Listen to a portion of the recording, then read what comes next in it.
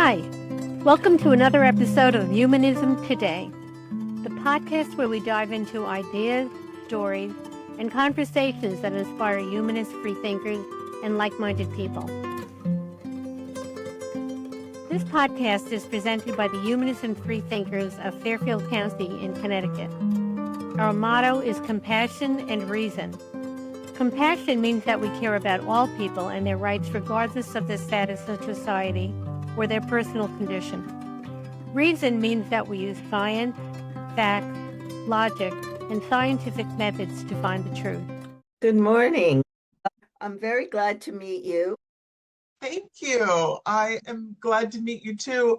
I had been perusing your website. It's very interesting. It seems like great conversations could come from all of this. I was interested to hear more about what you do.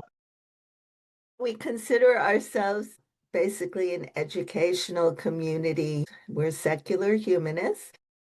We use our monthly featured speaker program, and we've been very fortunate that we have had some really amazing, interesting speakers. We want to improve people's critical thinking skills and get people talking to one another. We try and cover all subjects. We really are promoting science, which is under siege at this point, but everything is under siege. Freedom of expression, freedom of speech, the arts. So that's all very important. And History. Yes, history. Oh my gosh, the rewriting of history. It's really amazing. It breaks my heart. It breaks my heart. So that was one of the reasons I was interested when I was perusing your website, because these are things we need to talk about, and we need to be able to talk to one another. And any opportunity for us to think critically and to articulate our critical thinking is very important right now. Yeah. I'm very, very afraid that these conversations will be hard won in the future. So we need to hold on to them now so that people don't forget what it's like to have a civil discourse. Yes. And I found very interesting your project where you wrote poems about slave experiences, working with historians. That was fascinating. And the idea of having more local poet laureates in the community to help people express their feelings, emotions, and what's happening. You know, we have music, and finally, lyrics are being recognized as also a form of poetry. So that's been a sort of a new thing in our lifetime. But I am a big poetry lover. I read poetry and poets.org. So I love poetry. And if you haven't read, I highly recommend. It's a little book. It's a conversation between E.O. Wilson and Robert Haas called The Poetic Species. And it's my favorite little book. It's a conversation between them at the American Museum of Natural History. And they're both, well, E.O. Wilson passed away, but he was big environmentalist, conservationist, and the poetic species. We have an aesthetic sense, the human species. Very, very much so. And what is very interesting to me is that what the research shows is that every civilization had its own form of poetry. And that lets us know that we are hardwired for poetry. And that's very, very exciting to me, which shows that it's not just performative, it's not just a fine art or whatever. It is our baseline communication. Yes. So even before we were writing them down, we were writing poetry. We were making and creating poetry and sharing it in the air. It Well, was they like, make kids still read. It was for me like, my God, why do we have to read this? Beowulf, right? And now they're still reading it because I'm a high school teacher, but I've been doing mostly homebound for the last number of years. And they'd get to Beowulf and I'd go, oh my God, they're still reading Beowulf. So Beowulf, the best part I thought for those kids was that they made the movie on Beowulf yeah, because because going through the old English, it was really tedious. But here you have the long poems, you know, these so you'll enjoy the I, poet. re- I remember Beowulf in advanced senior English. Right, right, right. Because I think it was on the AP exam or something.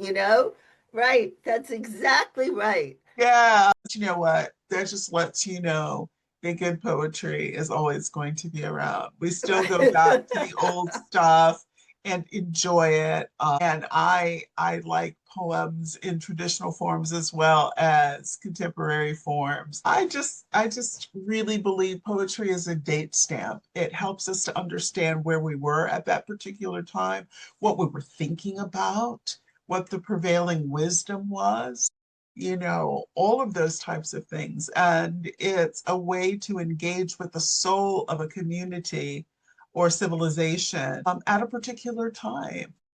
And the cool thing about it is, even as old as some of the poetry is, it's still so relevant because people are people. Mm. We at our core have not changed that much.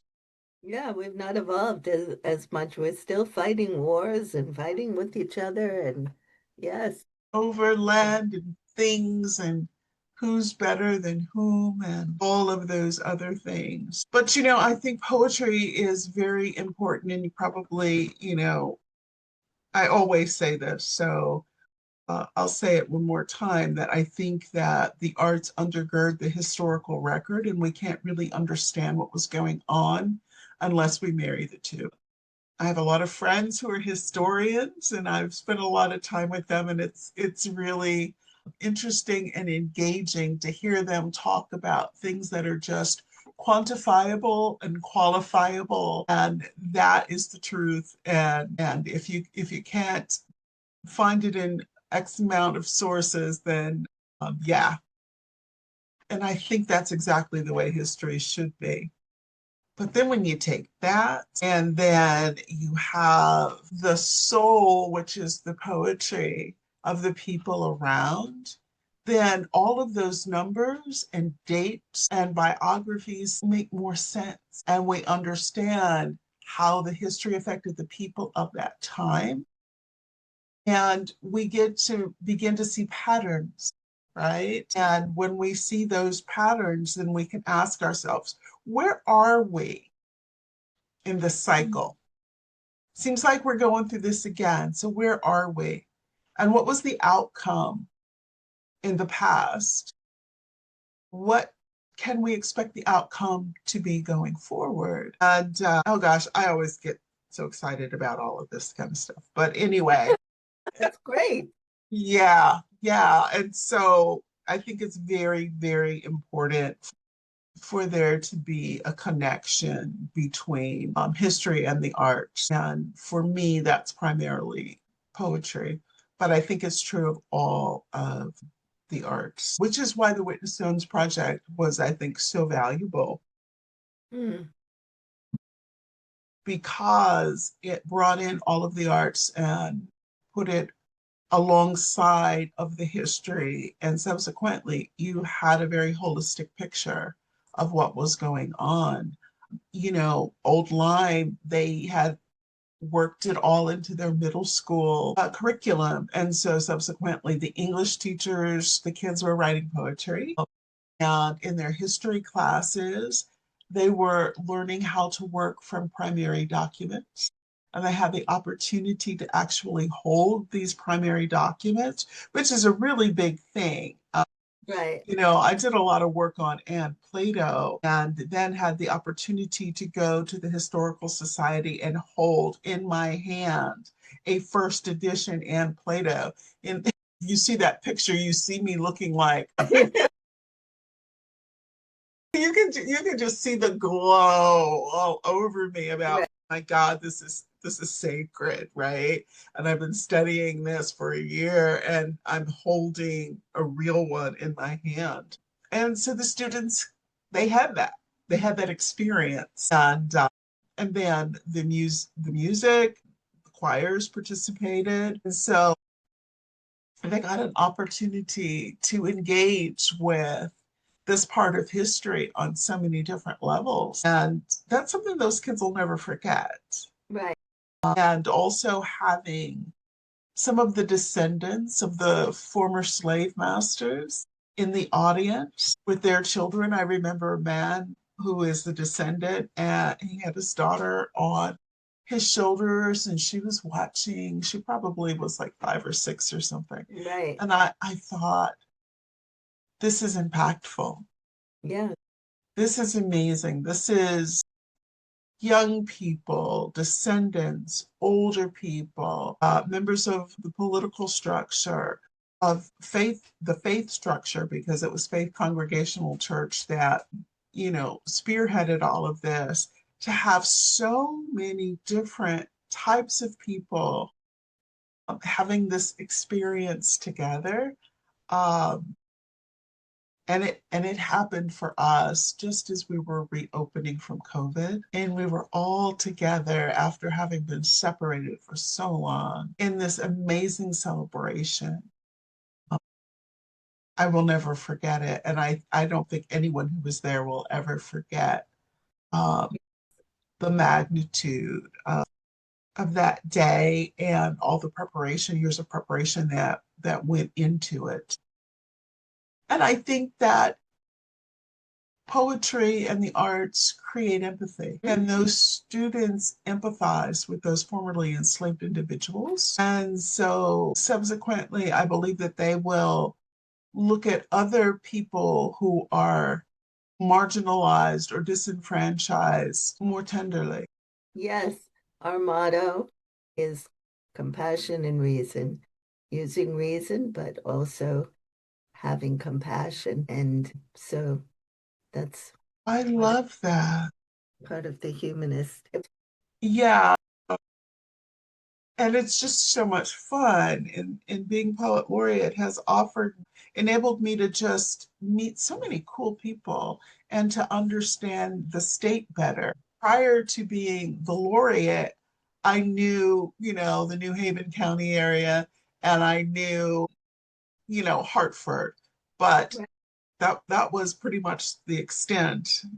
And then now I've been a little bit of everywhere in all the corners and small towns and big towns and, all about the state. And it has been really exciting and interesting. And we're very fortunate here in Connecticut. I don't even know if we realize how fortunate we are in the sense that there is so much richness in terms of art and culture.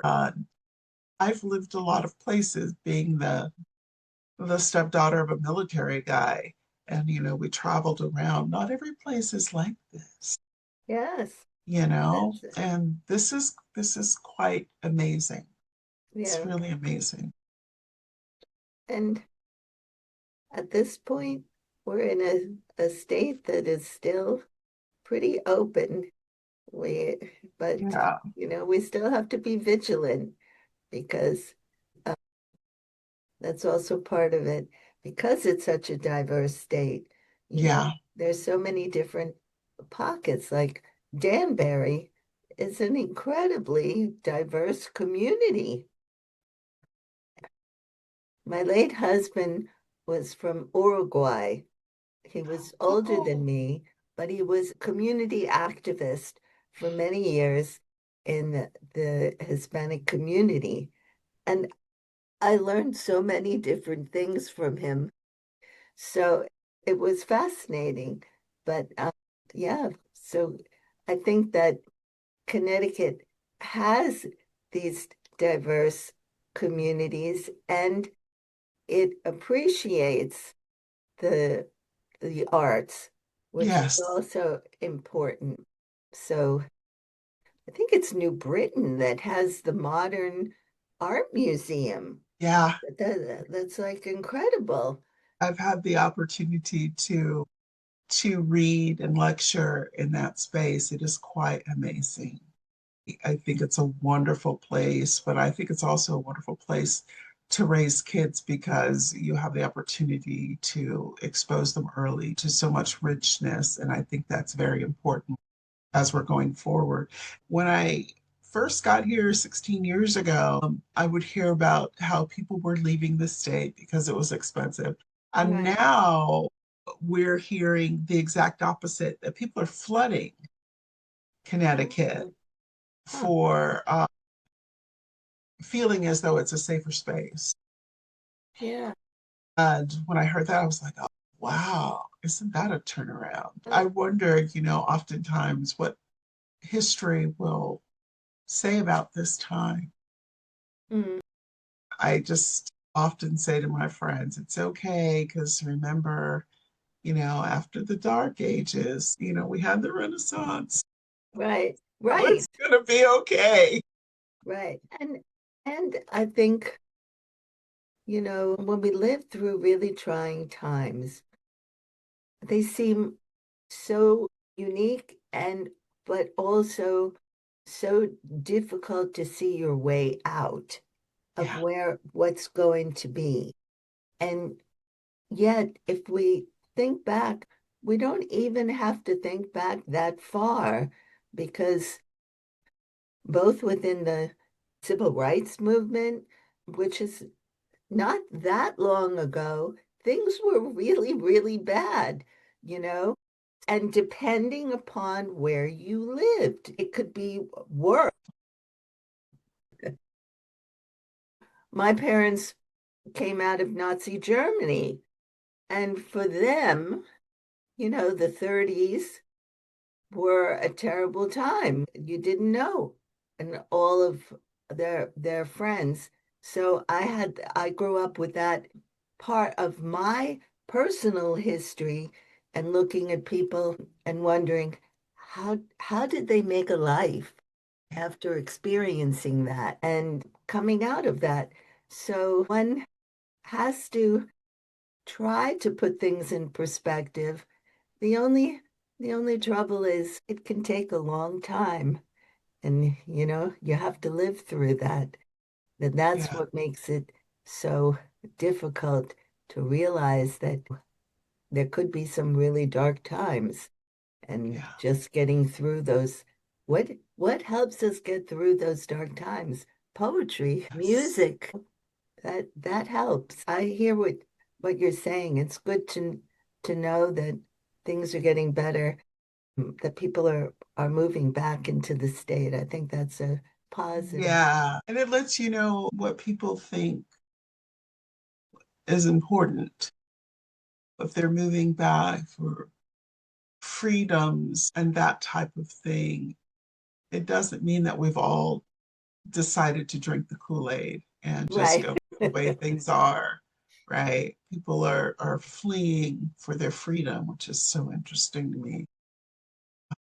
I've been thinking a lot about this, looking forward to the summer to do a lot of writing and that type of thing. And part of Yeah, it is that people like that we don't just stick to one subject because I think that it's important to realize that there is so much to understand, to know in the world. And so we try to, open people's minds to yeah, different ideas and thoughts, not just history, but also about the arts. We are really the largest state sponsor for Darwin Day, which is a celebration of science and scientists, and that's held every February on Darwin's birthday. It's an international event. That's interesting. Yes, and we always have featured a scientist who talks about his or her research, and we get about 150 people who show up. So it's I'm going to be putting that on my calendar because that's definitely definitely. something I Yeah. would be interested in. Yes, Yeah. it's great. So so that's one of our sort of flagship events that's been going on for a while. During COVID, we didn't want to stop it. It was really important. So we held it online, and I managed to get James Prosek, the artist who did the presentation, which was talking about representation, Oh, representation of the natural world in art, because that was fascinating.